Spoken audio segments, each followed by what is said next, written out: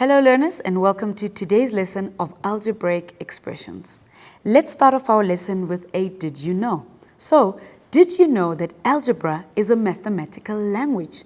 Yes, algebra is the language for investigating and communicating most of mathematics.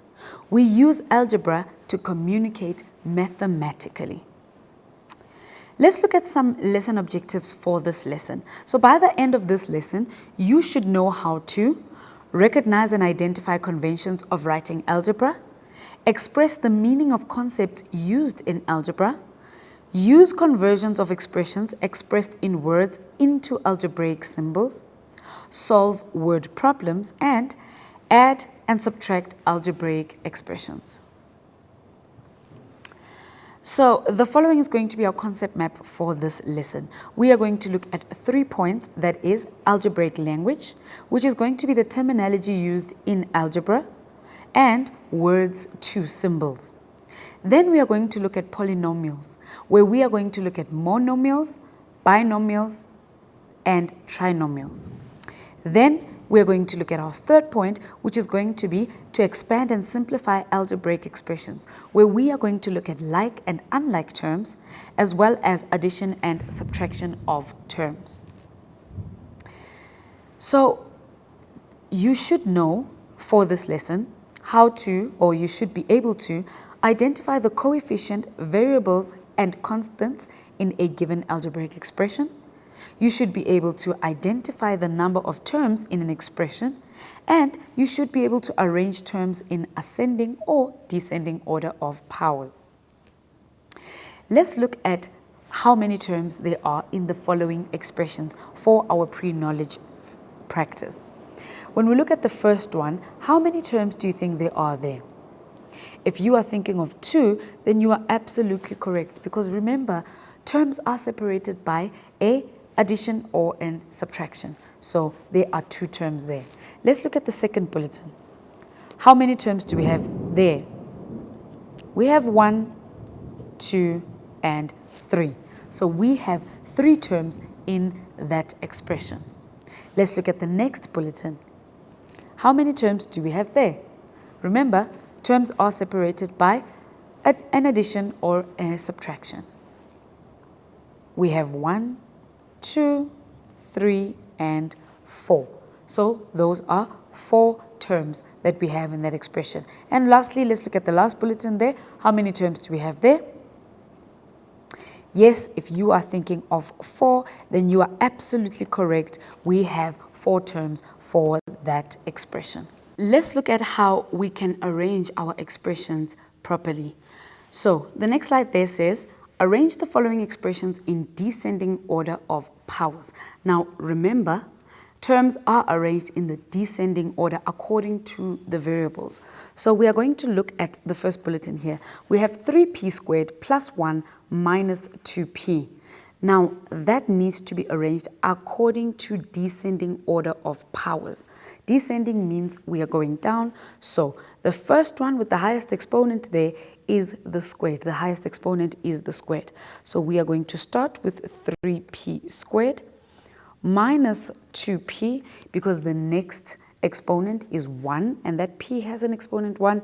And then lastly we have the constant, which is the one that does not have an exponent or that doesn't have a variable at all. Let's move on to the next one there.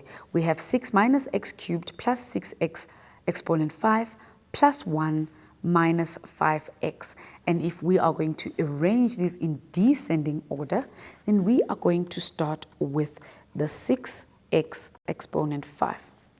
Now, looking at just our exponents, the next exponent there in descending order is the cubed. So we are going to take the minus x cubed, and then we're going to go to the 5x. Then we are left with the plus 6 plus 1.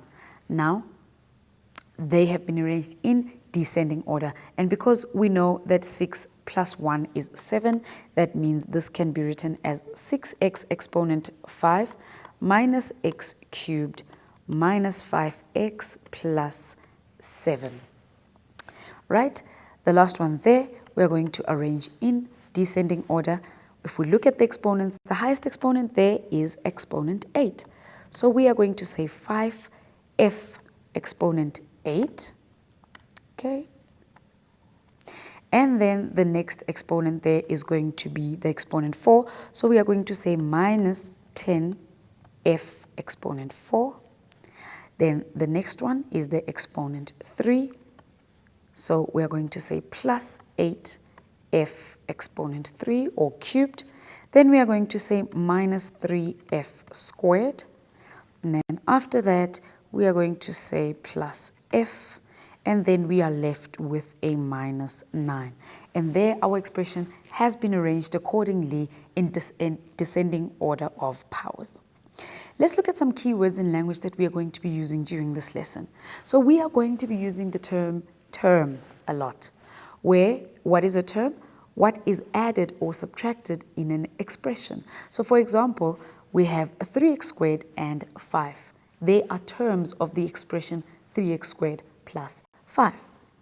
We are going to be looking at coefficient, which is the numerical factor of a term. For example, in the expression 3x, the coefficient of x is 3.